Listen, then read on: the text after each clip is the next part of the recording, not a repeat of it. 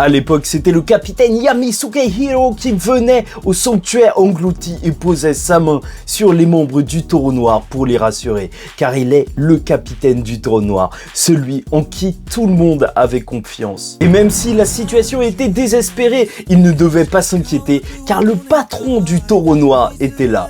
Et ça fait juste énormément plaisir de voir qu'aujourd'hui, le patron du Taureau Noir, celui qui rassure tout le monde, est Asta.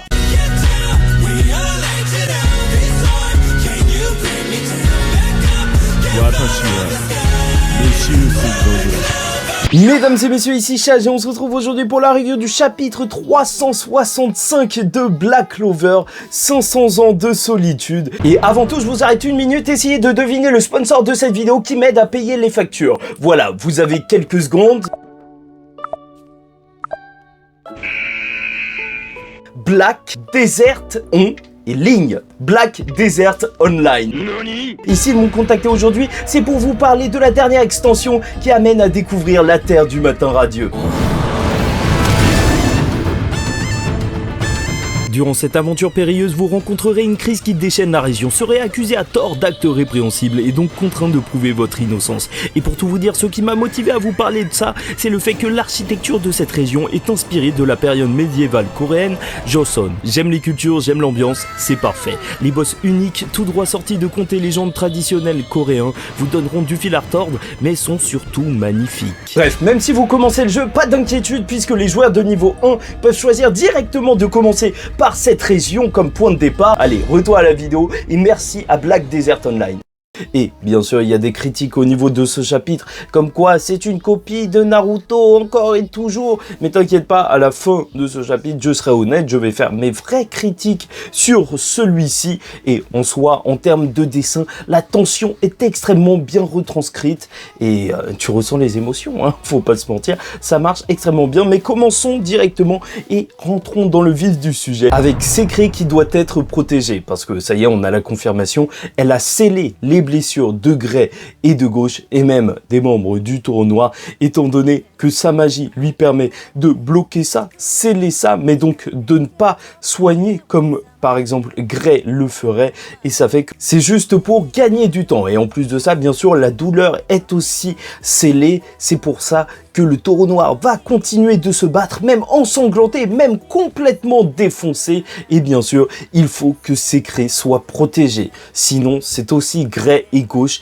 qui vont tomber. Bien sûr que le Taureau Noir ne va pas se laisser faire, et va donc attaquer, car ils doivent gagner du temps, certes pour Secret, mais surtout pour le retour d'Asta. Et c'est déjà Charmy qui va prendre le beau rôle lors de ce chapitre et lâcher toute sa magie en pleine colère. C'est un petit peu la maman du Taureau Noir, tu le sais très bien. Donc voilà, sa magie est à fond, son pouvoir de nain est à fond, elle lâche sa magie de loup, enfin son loup qui est en train d'absorber le mana de tous les paladins qui attaquent, et bien sûr voilà, elle le récupère pour combattre. Et en plus de ça, et c'est ça qui est magnifique, parce que les combos de magie, parce que les combats en groupe dans Black Clover, c'est ça, bah ça marche, hein, ça marche extrêmement bien de voir Nahato si tu préfères, donc attaquer et lui aussi lâcher ses deux chiens avec un Cerbère qui va donc attaquer les paladins, juste les écraser. Et alors que Charmy va foncer sur Damnatio Kira pour lui lâcher la petite patate de la maman. Dans ces pages magnifiques où tu sens vraiment qu'ils sont à fond, ils sont en train de saigner, ils sont en train de souffrir, mais ils continuent de se battre. Bah malheureusement, ça ne va pas passer. Quelle humiliation! Et il est temps de parler du pouvoir de Damnatio Kira. D'ailleurs, n'hésite pas à liker ou disliker la vidéo, commenter, donner ton avis en commentaire sur ce chapitre qui signe quand même le retour d'Asta, donc c'est pas rien. Et t'abonner si tu n'es pas encore abonné, bien évidemment, puisqu'on va suivre le manga jusqu'à sa fin. Donc, on a Kira qui va voir qu'ils ne veulent absolument rien lâcher, et bien sûr sa magie de balance est bloquée par Henry et Gordon.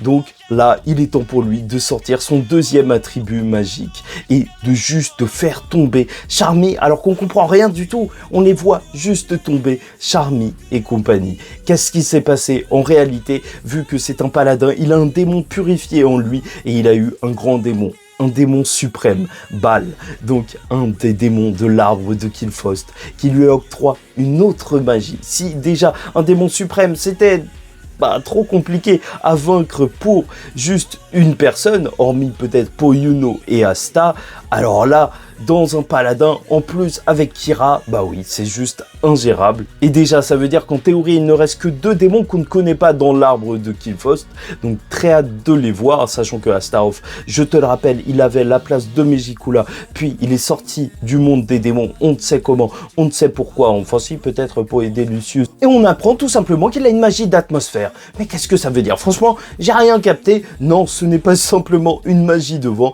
peut-être qu'il peut contrôler tout le climat, en fait, tout ce qu'il y a dans l'air, et non pas seulement le vent, oui, bien sûr, mais surtout, ses attaques sont invisibles. Et c'est là où ça devient très très fort et ultra flippant, bien sûr. Sa magie d'atmosphère attaque comme la justice aveuglément. Et je vais pas te mentir, hein, quand j'ai lu magie d'atmosphère, je me suis dit, non, c'est trop Tabata, qu'est-ce que tu me fous là? Parce que ça pourrait être n'importe quoi. C'est une attaque invisible. Je ne sais même pas ce qui est en train de se passer. Mais c'est juste ultra puissant.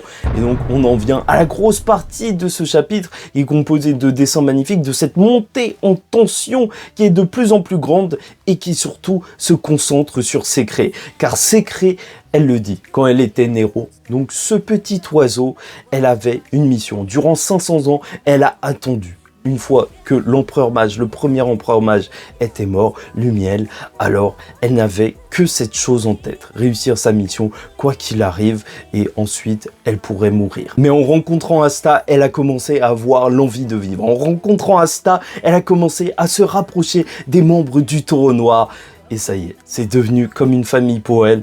Et donc là, si elle est en train de souffrir, c'est à cause d'Asta. C'est à cause d'Asta qu'elle tient autant à ses camarades. C'est à cause d'Asta qu'elle est en train de souffrir en les voyant tomber. Et c'est pour ça qu'elle va juste lâcher un cri du cœur en appelant Asta, juste en lui demandant de revenir. Parce que tout ça, c'est lui qui l'a lancé et maintenant, c'est à lui de les protéger. C'est peut-être égoïste dans un sens, mais c'est tout autant magnifique parce que Asta lui a redonné goût à la vie. Et franchement, plus j'y pense, plus je me dis que j'aurais dû le voir venir, que Secret serait central lors de ce combat, étant donné que Asta, ok, était central étant donné qu'il était jugé, mais Secret aussi était jugé en tant que démon par Damnatio Kira. Et là, elle a beau être protégée, elle ne fait que souffrir en voyant ses camarades tomber un par un. Que ce soit Luck, Yevra, Magna, Kivra, tu vois, même sa petite chaîne. Non, c'est mort, là, Damnatio Kira, il jouera pas comme Dante, c'est mort, cette chaîne, elle va pas arriver jusqu'à lui. Il va même envoyer valser Vanessa et la Reine des Sorcières. Ça fout le seum, je vais pas te mentir. La Reine des Sorcières, j'aurais aimé la voir briller un petit peu plus. Et alors que le moment est désespéré, tu connais, c'est là où normalement les héros doivent entrer. En plein cri du cœur, en pleine détresse, alors qu'elle appelle Asta, Asta va revenir et juste poser une main sur sa tête en lui disant « Bien joué, ça y est, il est là. » Tel le patron Yami Sukehiro, je te l'ai dit, dans un des premiers arcs de Black Clover, il est là pour rassurer les troupes, car il est devenu une personne de confiance, une personne en qui les gens croient, et donc en s'avançant, elle ne peut que penser au premier empereur mage. Ça y est, peut-être que Asta n'a pas le niveau de puissance, et si je pense qu'il a le niveau de puissance pour être empereur mage, mais en tout cas, symboliquement, il a fait ce qu'aurait fait un empereur mage. Il dégage la même aura, l'aura d'une personne qui peut protéger le peuple, protéger ses camarades face à la fausse justice de Kira Damnatio. Et puis c'est magnifique. Ah, on va pas se mentir, c'est magnifique. Mais bien sûr, passons aux critiques de cet arc, étant donné que c'est la fin du chapitre avec la copie de Naruto. Encore une fois, à chaque fois, il y a des gens pour te dire que c'est une copie de Naruto, parce que bien sûr, le cri de Sakura qui était en détresse pour appeler Naruto, qui était en train de s'entraîner avec des grenouilles. Oui, dit comme ça a l'air d'être n'importe quoi, mais en vrai, c'était ultra badass. Bah là, on a plus ou moins la même chose avec une Secret qui crie et un Asta qui va arriver. En plus de dos, justement, on avait cette image quand Kakashi voyait Naruto de dos, donc du quatrième Hokage, de son père. Et là aussi, on a une autre image d'un grand personnage de Black Clover. Mais est-ce que c'est pour autant une copie? Et on est obligé de revenir dessus encore et encore, et je vais pas vous mentir, bien sûr que ça fait énormément penser à Naruto, je vais pas faire comme si non, moi j'ai vu absolument aucune ressemblance, je ne vais pas être de mauvaise foi, je suis d'accord avec vous, mais Black Clover, ça se veut être quoi? C'est ça, au bout d'un moment, en fait, tu vas pas critiquer ça jusqu'à la fin, enfin, tu vas pas continuer de lire et trouver ça nul, et juste répéter encore les mêmes choses. Je pense que tu devrais avoir compris au bout d'un moment que, en fait, Black Clover, ça se veut juste être, comme Tabata l'avait dit, quelque chose de l'ordre de Berserk, tu vois, dans cet univers médiéval, un petit peu dark fantasy, mais en shonen. Et donc, Tabata a fait quoi? Il a repris tous les codes du shonen, et actuellement, faut pas se mentir, qu'est-ce qui représente le plus le shonen classique? Bah, c'est Naruto. Donc oui, il y a certains éléments qu'on peut retrouver dans les deux œuvres. Est-ce que c'est une pure copie? Non, franchement, je vais pas te mentir, par rapport au personnage de Sakura, je parle pas de l'arrivée de Naruto en lui-même, parce que Naruto était ultra badass quand il est arrivé avec ses grenouilles géantes, mais lorsque Sakura, elle a crié, bah certes, c'était impactant, mais là, quand même, on a tout un chapitre sur le personnage féminin, tout un chapitre qui nous montre tout le développement qu'elle a eu, et là, c'est clairement poignant, voire même tous les sacrifices, et c'est pour ça que ça rend pas du tout la même chose, et du côté juste du personnage féminin, je parle bien de Sakura, et de Secret, bah, je préfère largement en fait la mise en scène qu'il y a eu autour du personnage de Secret, qui donc n'était pas juste là pour dire non, on a besoin d'aide, viens Asta, juste là on a toute son explication, elle a vraiment un rôle à jouer, il y a un sens dans le fait qu'elle soit la dernière debout, parce qu'il fallait qu'elle soit protégée, et ça y est, elle est protégée par Asta, et même plus que ça, voilà, vu que j'ai un petit peu défendu donc cette copie de Naruto, comme les gens disent, parce que pour moi, en vrai, voilà, Black Clover, ça se veut être un shonen pur et dur, un shonen bien classique. Bon, soit déjà cette scène, elle fait plus penser à One Piece dans un certain sens, qu'on a mis, donc s'est retrouvé avec le chapeau de Luffy dans l'arc d'Arlong, dans son arc, puis après, Luffy et les autres ont commencé à marcher devant elle. En vrai, c'est ça qui s'est passé. Là, Asa, il a posé sa main sur la tête de Secret, puis il a commencé à marcher devant elle, en mode, il va tout gérer. Voilà, en fait, c'est juste un cliché de shonen.